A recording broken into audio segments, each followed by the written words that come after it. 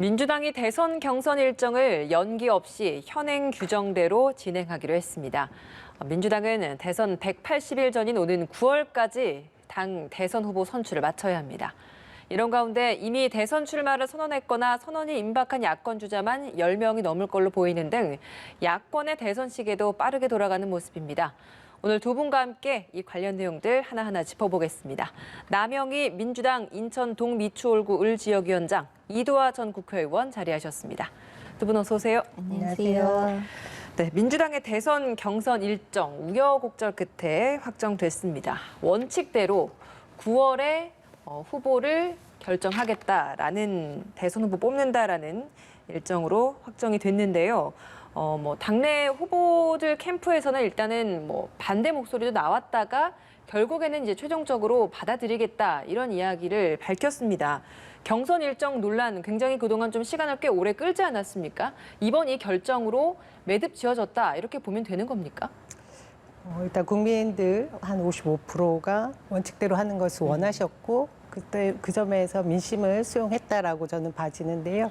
일단락은 됐지만 앙금은 좀 남지 않았나. 일단락된 수준이다. 네, 그 정도로 생각이 드는데 우선은 이후에 흥행이나 국민의 무관심이 따를 경우에는 다시 원점에 돌려놓고 치열한 싸움을 할 수 있을 거라는 여지가 조금 남아있다라고 생각이 드는 부분인데요. 결국은 저희가 재집권을 해야 되고 대선에서 승리를 해야 되기 때문에 그런 쪽으로 그 관점을 보시면 좋을 것 같습니다. 사실 이번에 그 문제가 하나 있었던 것은 이 세력 대결이 있었거든요. 우선 가짜 약장수라든가 이런 말로 국회의원들의 그 치욕감을 주면서 연판장이 돌았어요. 이것은 결국은 의사결정 단위에서 세력 대결이 있었다라는 걸 보여주는데 애초에 이런 모습이 없었더라면 더 좋았을 겁니다. 그럼 결국은 어떤 나중에 그 책임질 수 없는 사안이 생겼을 때는 다시 세력 간 다툼이 있을 수 있다라는 여지를 좀 남겨둔 것이 아닌가 하는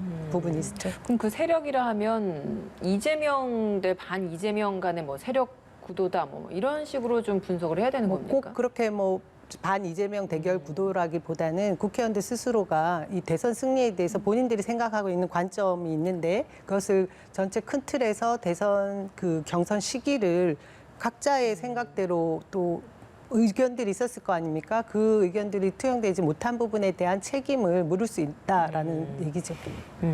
사실 이번 갈등 봉합이 송영길 대표의 리더십 시험대다 이런 평가들도 있지 않았습니까? 이번 결정으로 좀 리더십을 좀 어떻게 좀 잘 평가될 수 있을 거라고 보십니까? 송영길 대표의 리더십에 대해서는 아무래도 긍정적인 평가가 있지 않을까 싶은데요. 근데 이제 그 리더십이 좀 원로에 기댄 리더십이 아닌가 이런 얘기도 나올 수 있을 것 같아요. 그러니까 최고위원 회의에서도 고성이 오고 갔다고 하고요. 그리고 전해숙 최고위원은 나와서 인터뷰를 하는데 제가 경황이 없고 이렇게 불만을 토로하시더라고요. 그런데 그 봉합이 되기 시작한 게 이해찬 전 대표라든가 원로들이 이 부분에 대해서 경선 연기가 아니라 경선을 일정대로 하자 이렇게 얘기를 하고 나서 이 부분이 좀 봉합이 된 게 아닌가 싶습니다. 근데 남 위원장님 말씀하신 것처럼 이 부분과 관련해서는 수면 아래로 일정 부분 잠시 가라앉은 거다. 아니면 이게 봉합이다. 이런 표현을 쓸 수밖에 없고 이게 완전히 해소됐다. 그 원인이 해소됐다. 이렇게 말하기는 좀 어려운 부분이 있는 것 같습니다. 그러니까 세력 대결이란 표현을 쓰셨는데 이제 야권에서는 세력 대결은 인정하셨으니까 야권에서 표현하자면 권력 투쟁이다 이렇게 얘기를 할 수밖에 없는데요. 그러니까 좋게 얘기를 하자면 아무래도 66명의 국회의원들이 이 부분에 대해서 연판장을 돌리고 의원총회 소집을 요청했다. 이건 의미가 있겠죠. 왜냐하면 국회의원들은 의원총회에서 경선 일정에 대해서 결정할 권한이 없어요. 그죠? 근데 이제 이 부분에 대해서 논의는 해봐야겠다. 이렇게 한 건 원인이 있겠죠. 그 원인이 좋게 말하자면 애당심에서 비롯한 그 불안감을 토로한 거 아닌가 싶습니다. 본선 경쟁력이라든가 아니면 박스권에 갇힌 그 가장 유력한 이재명 지사의 지지율 이런 게 본선 경쟁력으로 이어질지 아니면 이 대선 경선이 흥행에 성공해서 컨벤션 효과가 있을지 그런 불안감이 있으니까 이제 이 부분에 대해서 한번 얘기를 해보자라고 얘기한 걸 거고요. 그다음에 이제 어떻게 생각하자면 그 세력 간의 이해관계가 다르니까 후보들 간에 권력 투쟁이라고 볼 수도 있을 텐데 어떤 원인이었든 이게 완전히 해소된 건 아닌 것 같습니다. 예. 흥행 요소 그 부분이 사실 연기를 주장했던 사람들의 주된 입장 중에 하나이지 않았습니까? 이 부분도 이제 앞으로 어떤 경선 방식을 정하느냐가 굉장히 중요한 관전 포인트가 될 것 같습니다. 지금 나온 경선 일정을 좀 정리해서 보면 28일부터 30일까지 예비 후보 등록을 하고 그 후에 7월 9일부터 11일까지 예비 경선을 하게 됩니다. 이때 여론조사 50% 그리고 당원 투표 50%이 비율이 될 텐데 7월 11일이면 이제 6명의 그 예비 후보들 컷오프 되는 대상들이 발표가 될 겁니다. 지금까지 예상되는 인물들은 사실 총 한 9명 정도 되고요. 물론 그 이상이 될 수도 있고 그 이하로 또 정리가 될 수도 있을 것 같은데 어떻습니까? 좀 경선 방식, 흥행을 위해서는 어떤 전략들이 좀 필요하겠다고 보십니까? 조금 전에 말씀해 주신 것처럼 그 각자 주자들 대선을 뛰겠다라고 선언하신 주자들이 자신의 유불리를 따져서 저는 경선 연기를 주장했다고 보지 않거든요. 우선 민주당의 그 흥행몰이를 위한 그 충정의 발로였다고 생각을 하는데 그런 점에서 우선은 송영길 대표의 리더십, 본인이 원칙대로 밀고 나가겠다라는 것은 결정을 내려준 부분은 저는 잘했다라고 판단을 하고요. 더 이상의 논란을 없이 밀고 나가겠다. 그러면 예. 진짜 어떤 방식으로 해야 이 흥행몰이를 성공시킬 것인가, 뭐 이 부분이 남아 있는데요. 저는 그랬으면 좋겠습니다. 우선 그 남아 있는 저희가 컷오프 지금 앞에 5명 정도는 예상할 수 있는 수준의 차이가 좀 있다고 다들 생각을 하거든요. 치열한 6위 다툼이 한 3-4분 정도 될 텐데 이 부분에 있어서 그냥 막연한 인기 투표나 그냥 여론조사가 아니라 실질적으로 이 예선 경선에서도 치열한 토론, 1대1 방식이라든가 국민의힘에서 굉장히 좋았잖아요. 자신의 정책 설명 겨루기 뭐 이런 형식을 도입해서 기존에 하던 방식과 다른 굉장히 새롭고 국민들로부터 호응을 받을 수 있는 그런 참신한 아이디어들이 내용면으로 갖춰지면 경선 흥행몰이 할 수 있을 거라고 생각합니다. 네, 그러니까 경선 일정은 이제 1라운드고요. 보니까 경선 방식, 그다음에 그러니까요. 이제 경선과 관련된 구체적인 그 방식에 대해서 그리고 방법이나 아니면 일정에 대해서 또 2라운드가 있을 것 같아요. 지금 말씀하신 것처럼 6월 28일에서 30일 예비 후보 등록하고 7월 9일에서 11일 사이에 여론조사를 하려면 지금 한 열흘밖에 없는데 그동안에 사실 토론을 해서 좀 말씀하신 것처럼 이제 여러 명의 후보들이 어떤 장단점을 갖고 있는지 컷오프 시키기 전에 좀 확인을 할 수 있으면 좋을 텐데요.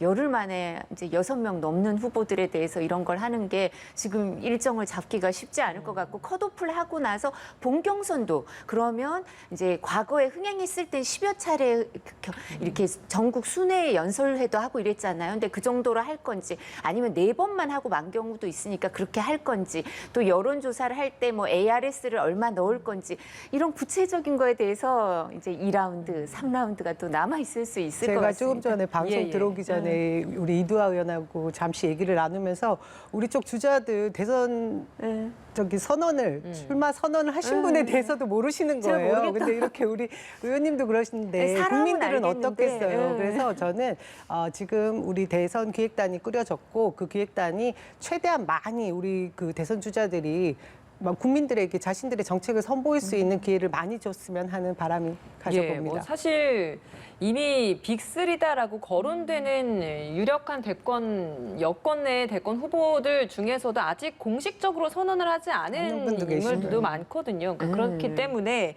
뭐 이런 좀 혼란이 있다, 뭐 이런 부분에서 좀 이야기를 하신 것 같습니다. 사실 빅3 제가 좀 언급을 하긴 했습니다만 이 빅3 이외에 최근에 좀 또 주목받는 인물이 추미애 전 장관입니다. 추미애 전 장관도 대선 출마를 하겠다라고 이야기를 했는데 이게 어떤 영향을 좀 줄 거라고 보십니까? 추 장관님은 일단 꽝 잡는 매라고 예. 하시고 윤석열 전 검찰총장에 대해서 본인이 확실하게 잡을 수 있다라고 선언을 하시고 대선 출마 선언을 하셨죠. 그러면 사실상 말씀하신 것만큼이면 여론조사에서 윤석열 대 추미애 정도의 구도가 한 번이라도 나와야 되는데 아직 그 단계는 아닌 것 같습니다. 그래서 제가 볼 때는 일정 부분 검찰 개혁을 바랬던 많은 지지자들에 대한 그 결집도는 확실히 높여주고 당내에서 2, 3위 정도의 다툼은 충분히 하실 수 있을 것 같긴 한데 그래도 나머지 주자들과 같은 원오브댐이 되지 않으실까 뭐 그런 생각은 들고요. 저는 이 부분에 있어서 우리 추 추미애 전 법무부 장관께서 경선 연기에 그 기간이 조금 더 있었더라면 더 나은 모습을 보여줄 기간이 충분할 수 있었을 텐데 그 피해자 중에 한 명이 되지 않을까 하는 약간 그런 생각이 들어요. 왜냐하면 윤석열의 파일 정도가 검증 단계가 많아지고 시간이 더 걸리면 걸릴수록 추미애 장관의 역할이 커질 수 있을 거라고 봐지는데 그 부분에 있어서 역할이나 시간의 한계를 보면 지금 나오는 구도에서 특별히 변하진 않을 것 같습니다. 하지만 당내에서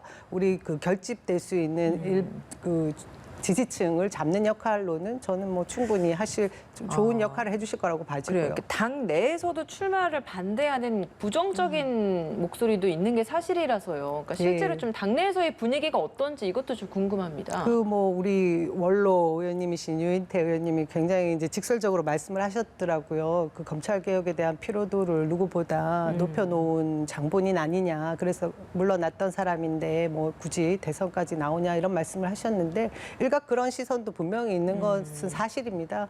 하지만 저는 민주당의 당내 경선을 더 풍성하게 하고 그 집중도를 높이기 위해서 추미애 장관님은 충분히 그 역할을 하실 자리에 계시다고 생각합니다. 알겠습니다. 제가 이두아 변호사께는 이 질문을 좀 드려보겠습니다. 이재명 경기지사 이제 공식적으로 대선 출마를 다음 주쯤에 해야 합니다. 28일부터 30일까지 이제 그 예비 후보 등록 기간이니까요. 근데 그 날짜를 두고 뭐 29일 날 하느냐, 그러니까 윤석열 전 총장과 같은 시기에 하면서 맞불 전략을 놓겠느냐, 아니면 비슷한 날짜에 하지만 다른 날에 하겠느냐, 뭐 이런 여러 가지 의견들이 나오더라고요. 어떻게 좀 예상을 하십니까? 아마 그 참모들도 이 부분에 대해서 고민을 깊이 하고 있을 것 같은데요. 저희가 들어오기 전에 네. 남위원장하고는 같은 날 했으면 좋겠다. 차라리 왜요? 같은 날 하면 여야 균형을 맞춰서 방송을 하기가 오히려 방송도 편할 텐데 이제 다른 날 하면 이제 한쪽에 쏠리는 그런 얘기가 되지 않겠냐 뭐 이런 얘기도 했었는데요. 근데 뭐 이게 뭐 어느 날 하느냐는 그렇게 큰 의미가 없을 거고 이재명 지사야 뭐 출마 선언을 한다고 해서 컨벤션 효과가 확 나타나서 지지율에 큰 변동, 드라마틱한 변동이 있기도 어려울 거예요. 왜냐하면 저는 출마 선언했던 거 아닌가 이런 생각을 좀 했었거든요. 근데 그리고 이제 우리 남 위원장님 좀 서운하게 하는 말씀을 제가 드렸었는데 이광재 지사는 출마 선언을 했다고 하는데 출마 선언한 사실은 출마 대통령 후보라는 건 알았는데 경선 후보라는 건 출마 선언을 한 건 제가 몰랐었거든요. 근데 이렇게 지금 말씀드린 것처럼 박스권에서 그 출마 선언 컨벤션 효과가 있어서 이재명 지사가 좀 벗어날 수 있을지 아니면 그 컨벤션 효과가 있는데도 불구하고 여전히 박스권에 갇혀 있을지 이 정도가 관심이지 뭐 같은 날 뭐 출마 선언을 해서 맞불 작전을 놓는다고 해서 뭐 그렇게 드라마틱한 뭐 이렇게 변동이나 이런 게 있을 것 같지는 않고요. 근데 유력한 주자이긴 하고 양강 구도가 이제 앞으로 당분간 형성이 되겠죠. 여권 야권에서. 근데 뭐 사실 양자 대결 구도에서는 이재명 지사가 윤석열 전 총장을 뭐 보다 우세한 건 거의 없었던 것 같습니다. 아직까지는요. 예.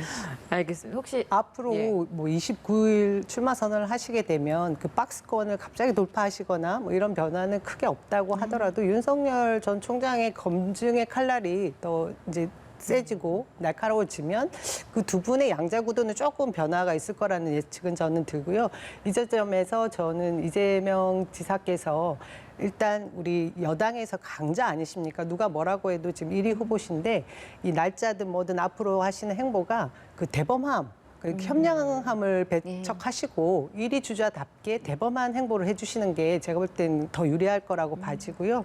또 한편에서 이제 이번에 그 경선 연기 논란이 있을 때 그런 말씀하셨잖아요. 10달을 미뤄봐라. 그런 식의 마음을 계속 유지하시고 띄워주시면 훨씬 더 이롭지 않을까 하는 생각이 듭니다. 지금 말씀하시는 것처럼 저는 진짜 가짜 약장수 이런 말씀을 하셔서 진짜 충격이었거든요. 그러니까 다른 후보들이 너무 서운하겠더라고요. 그러니까 그게 그러니까 윤석열 전 총장이나 야권 그 후보한테도 그 말은 하기가 쉽지 않아요. 근데 어차피 다른 후보들 지금 경선에서 다투는 후보 후보들, 경쟁하는 후보들을 다 아우르고 가셔야 될 분이잖아요. 그죠? 만약에 이제 그 이재명 지사가 여권 후보가 된다면, 그리고 본인은 지금 그렇게 마음을 먹고 계실 거 아니야. 내가 1등으로 통과해서 우리 당 후보가 될 거야. 이렇게 마음을 먹으실 텐데, 이제 가짜 약장수 이런 표현을 앞으로는 좀 지양하시고, 지금 말씀하신 것처럼 저희가 경선에 뭐 ARS를 많이 넣을 건가 뭘 건가, 아니면 전국 흥행을, 전국 순회를 몇 번 할 건가, 이런 방식을,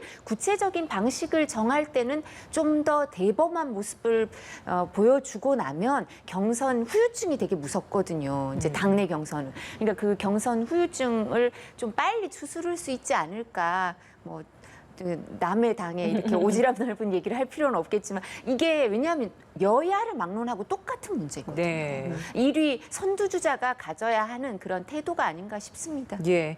여권 내 1위 주자인 만큼 일정 부분 좀 여유를 가지고 대범함을 보여야 지금 나오고 있는 그 갇혀있는 그 박스권도 좀 벗어날 네. 수 있지 않겠느냐. 뭐 이런 분석들을 두 분 다 해주시는 것 같습니다. 여권, 대권 주자 이야기 여기까지 해보고 야권으로 좀 넘어가 보겠습니다. 야권. 윤석열 전 검찰총장이 사실 그동의 1위입니다. 오는 29일에 대권 도전을 하게 될 텐데, 대권 도전을 한 후에 이제 첫 행보가 다음 달에 있을 광주 방문 아니겠습니까? 여기에서 과연 어떤 메시지를 낼 것인가?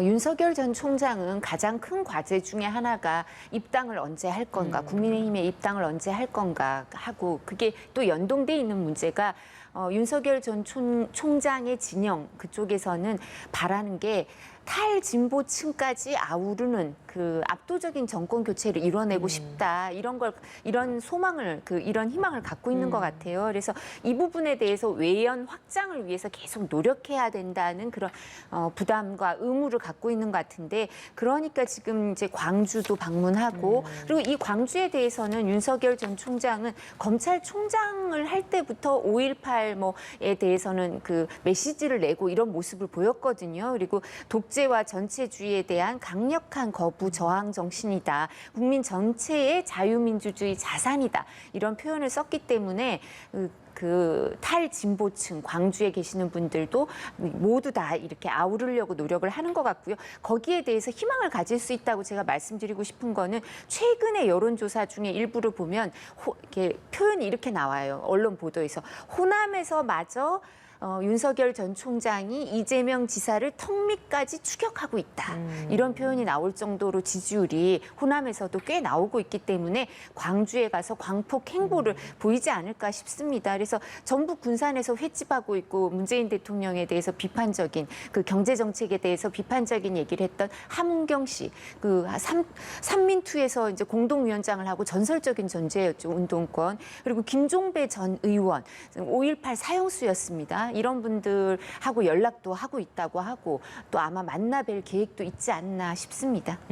컨벤션 효과 앞서서 이제 이재명 지사 공식 출마 선언 이야기를 하면서 얘기를 해주셨는데, 그러면 윤석열 전 검찰총장 같은 경우에는 공식 출마 선언을 하고 이런 공식적인 외부 행보들이 좀 이어지면 컨벤션 효과는 좀 있을 거라고 보십니까? 그러니까 이게 본인이 그날 6.29 출마 선언을 잘 하셔야 되는 것 같아요. 그러니까 제가 이재명 지사는 드라마틱한 그게 변동이 없을 거라고 한 게 많이 알려져 있어요. 그러니까요. 공개 행보를 계속해서 우리가 뭐 어느 정도는 확인할 수 있거든요. 근데 윤석열 전 총장에 대해서는 청문회 때, 검찰총장 인사청문회, 그리고 국정감사에서 검찰총장으로서의 답변하는 모습, 이런 걸 보고 국민들이 이제 지지했던 분들도 있고 이랬을 텐데, 그러니까 공개 행보가 그렇게 많지 않았어요.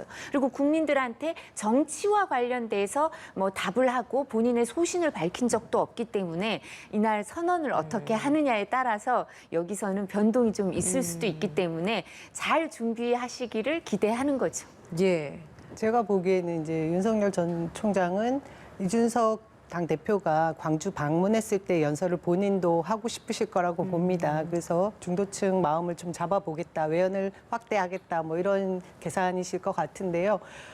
그날 같이 뭐 그 5.18에 대한 메시지를 김종배 전 의원과 함께 하겠다라고는 하십니다. 근데 어떤 메시지가 입을 통해서, 윤석열 전 총장 입을 통해서 나온다 해도, 네. 제가 볼 때는 그 5.18 당시에 고초를 당했던 모든 분들은 검사에 의한 기소, 구형으로 힘든 세월들을 보내셨거든요. 구조적인 반성 그 메시지가 없다고 하면 제가 볼 때는 김종배 전 의원도 액세서리가 되지 않을까 하는 우려를 하게 됩니다. 근데 이제 김종배 전 의원의 삶을 액세서리라고 하기는 조금 이분이 이 마음이 그러실 것 같아요. 이제 뭐 5.18 사형수였고 또 이분은 그 이제 삼민투 때문에도 6년 6개월 뭐 이렇게도 하고 그랬던 분들이기 때문에 함은경 씨는 그래 이런 분들이 지지한다고 하는 게 그냥 단순히 그냥 본인들이 불만이 있기 때문에 이렇게 성향을 바꿔서 지지를 한다 이런 건 아니고 이 정부의 정책 그리고 이 정부에 대해서 그 고위직에 올랐던 사람들하고 친분도 깊고 운동을 같이 했던 분이잖아요. 투쟁을 같이 했던 분들이